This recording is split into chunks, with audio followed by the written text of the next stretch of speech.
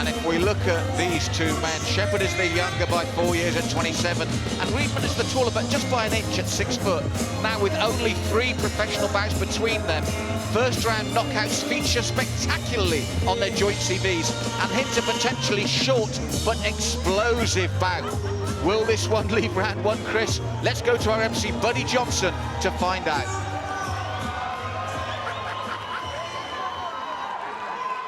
A very warm welcome to all the fans watching on Unilad. Inside the cage tonight, BAMMA, London, sponsored by RDX. Giant Inside, presenting 3 5-minute rounds of action in the welterweight division. Introducing first, fighting out of the blue corner. He stands 5 feet 11 inches tall and weighing officially at 169.4 pounds. Making his professional debut this evening, he represents pound for pound and team mean from Kennington, South London, Jahreau, the Nightmare, Shepherd. And his opponent in the red corner, 6 feet tall. He weighed in officially at 169.8 pounds. A professional record of a single win and a single defeat, representing NFM and Monkey Muay Thai from Windsor, England, James Monkey Boy Reedman. When the action begins, your referee in charge, Mr. Daniel Mobahedi. And Chris, as you heard, an excellent atmosphere already in the SSE Arena here in Wembley for this bout. James Reedman, unsuccessful in his BAMMA debut, looks in outstanding shape, but a really difficult test here. And Shepherd, a guy who is known to come straight out of the gate, this is what we expected. Well, there was a big right hand there that clipped the top of Reedman's head, and it wobbled him just for a second, and that's why he tied up immediately. We thought that's the way the Nightmare would come out, and boy, that right hand almost ended it there.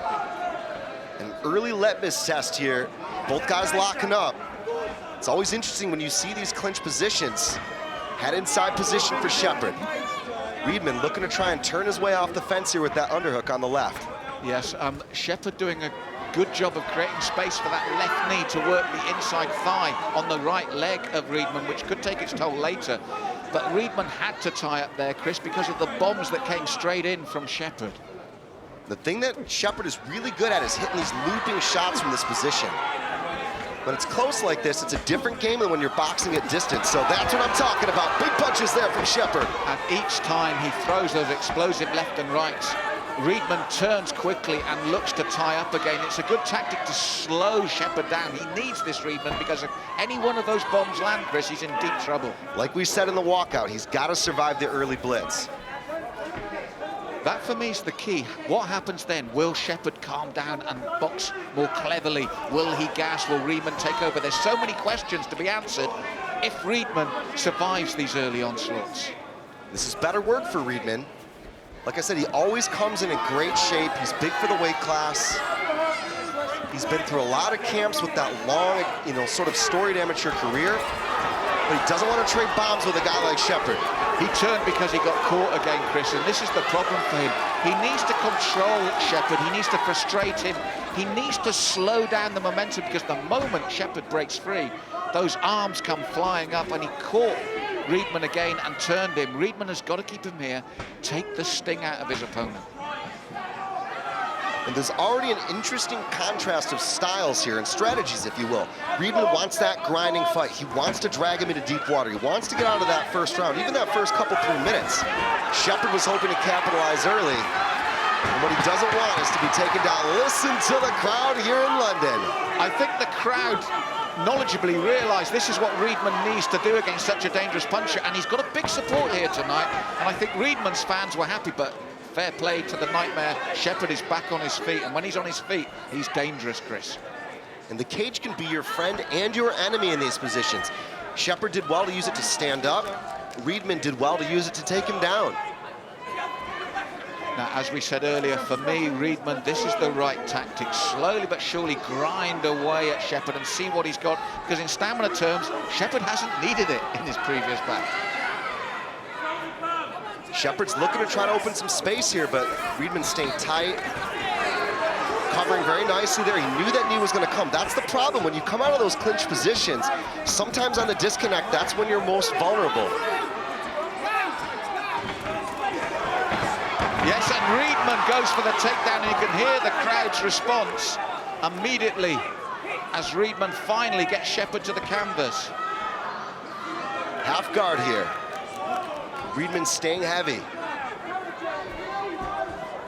Looking to try and pass here, work those legs open. I love the way he's sort of stuffing the knees, standing up, minding his posture. And if he can stay real deep like that, you'll notice that he's trying to pin his head and TP up. That assists with the pass. And you've got to admire the patience of Reedman here and the stoic ability to evade most of those punches, grind his man down, get him to where he wanted to be, and there was a huge crowd response from here. And now we're going to see what Shepherd is made of after that blistering start. Short elbows here from Shepherd. It's been a good job so far. He's recovered the guard. He's got an open guard right now, and he's breaking the posture. I think he's going to try to get a stand-up here now. The way he's holding down on Reedman, he's not really looking to attack. And of course, it's a damage mitigation procedure as well. And it's something that we see notable strikers do regularly. They get enough ground game to build a solid defense and look to be stood up and then work again. But it means it's a round of two very distinct halves for me, Chris. Short punches to the body. Reedman trying to open up that guard and work the pass. He's going to stand, posture up. Good punches here from Reedman. This is huge. Well, it's in the last 10 seconds now, but the crowd responds. So does Shepherd in desperation. And he survived now and then looks for his own heavy punches again. What a blistering end to the round, Chris. What an explosive stand-up there from Shepherd. He actually was looking for the uppercut off his knees. That guy's athleticism is off the hook. But Chris, this was an interesting round. Shepherd with that explosive momentum early, then Reedman slowly but surely, literally getting to grips with him to slow him down and then test him on the ground.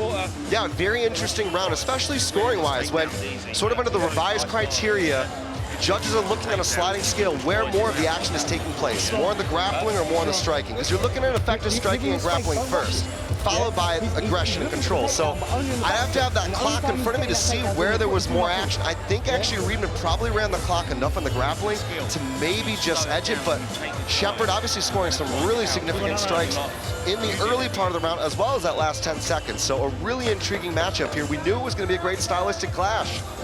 Yes, first down, 2 to go, and again, as Chris said, depending on what perspective the judges are looking at, they both had a real good look at each other, but for me, now, cardio will come into play as well as we go into this second round, Chris.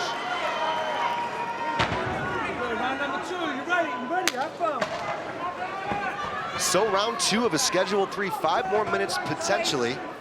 Great to have you folks tuning in here live from the SSE Arena in London.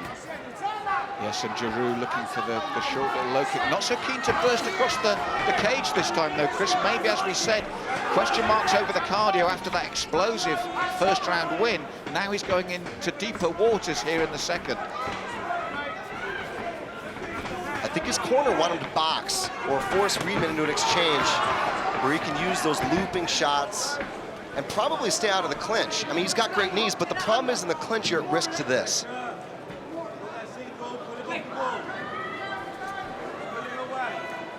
Reedman looking from the single to the double. Great defense so far from Shepherd. This is just nothing but pure strength. He doesn't have even total optimum leverage at this point, but he's just such a strong, athletic guy. So Shepherd here in the red shorts, defending as well as he can here, the takedown. James the Monkey Boy Reedman in the grey shorts there, gets the takedown that he's been looking for from the beginning of this round, Chris. Yeah, he did a great job of reaping that leg with the right leg. His own right leg, I should say. Had pressure on the inside, tipping Shepherd back, turning him off the fence and taking him down. And here, although he's in a good position, it's going to be difficult to pass because of the fence and the position, unless, of course, he goes the other way.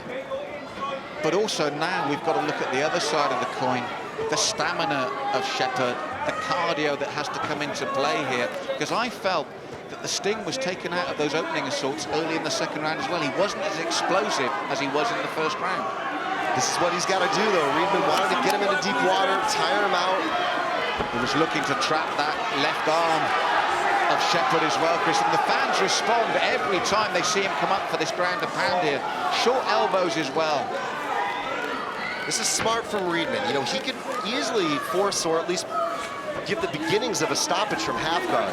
Because those short punches, although nothing fight ending, they start to accumulate like this and can force your opponent to give up positions like the back. Yes, dangerous times now for Shepherd, and Reedman looks to his corner before throwing those punches again, and we know they're a setup, Chris. Flattening him out now. This is good moments for Reedman.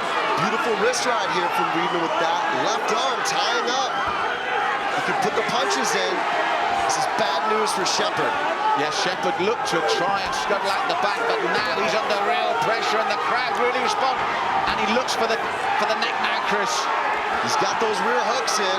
One arm clasped behind the shoulder.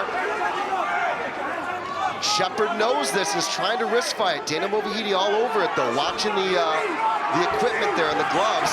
Big punches again here from Reedman. It's a no-win situation for Shepherd at the moment. And it's enough, Dan Movahedi's seen enough. What an intelligent performance from Reedman there in the second round, Chris. He realized that Shepherd's punching ability was genuine and adapted. Sometimes in MMA, it is all about the game plan. We knew this was going to be a great stylistic matchup. Reedman went in there, made the correct adjustments, and got the W.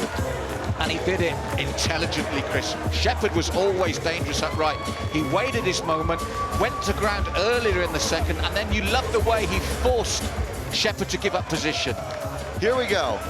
He was looking for that choke, but this is the thing, you can go back and forth between these positions. They're kind of mutually compatible, if you will. So looking for that ground and pound, trying to work the arm underneath the chin, couldn't get it, but that wrist ride is just brutal. Really tough to defend. And it was these little punches that just kind of stacked up over time. Dana Movahedi looking for Shepherd to improve his position, provide intelligent defense. Not enough, and that's the end of the fight. Well, what a performance by Reedman. And they're brought to the center of the ring for Buddy Johnson, our MC, to make this one official as James Reedman marches on here in the welterweight division.